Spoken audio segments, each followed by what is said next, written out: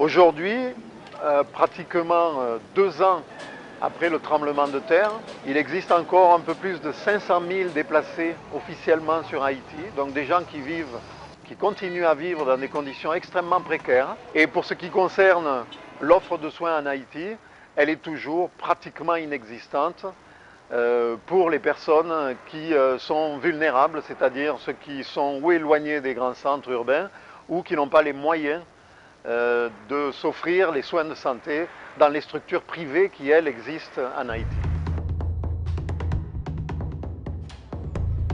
Vous savez qu'aujourd'hui, MSF a 40 ans et donc cette intervention d'Haïti est la plus grosse. C'est celle qui a mobilisé le plus de moyens financiers, de moyens matériels, logistiques et de moyens humains. Cette prise en charge, malheureusement en 2010, a été suivie par une épidémie de choléra. Beaucoup de gens depuis hier pas senti normal. On y a la jambe des sentiments, on a senti les soins on a cassé. Bon si c'est pour la moi la moi. Moi tout pour les sec moi tout pour les sec qui était capable de net, moi tout pour les sec qui était capable de net pour moi-même. Maladie a fait moi un peu le monde mal, un peu le monde dit tout maladie. Moi si son maladie qui était capable résoudre un pays d'abord. Parce que tout le monde mourit là-dedans. L'épidémie commence en octobre 2010 avec une intensité rarement vue. Elle s'étend très rapidement à tout le pays. Et là aussi, MSF fait la plus grande opération d'urgence sur le choléra de son histoire. MSF a pris en charge un tiers des plus de 500 000 patients qui ont contracté le choléra.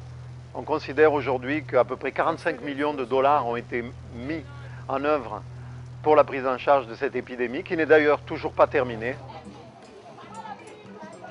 Pour ce qui concerne les hôpitaux ou qui existaient avant ou qui ont été montés par MSF au moment du tremblement de terre, aujourd'hui, il continue à y avoir plusieurs structures. Il y a un hôpital à Drouillard, qui est un hôpital qui dépasse les 200 lits et qui est un hôpital qui fait les urgences médicales, chirurgicales, la réponse au traumatisme, aux violences, prise en charge des grands brûlés, chirurgie orthopédique. Il y a le centre d'urgence du quartier de Martissan, qui est un hôpital de proximité et qui prend en charge aussi urgences médicales, chirurgicales, obstétriques. Il existe une structure qui s'appelle le CRUO, qui est un centre de référence pour les urgences obstétriques, une capacité de 130 lits qui accueille toutes les urgences obstétriques, qui est la structure principale au niveau de Port-au-Prince pour ce type d'activité. Au niveau de Léogane, il y a aussi un hôpital de 160 lits. C'est un hôpital aussi de proximité et qui prend en charge aussi toutes les urgences médicales, chirurgicales, obstétriques.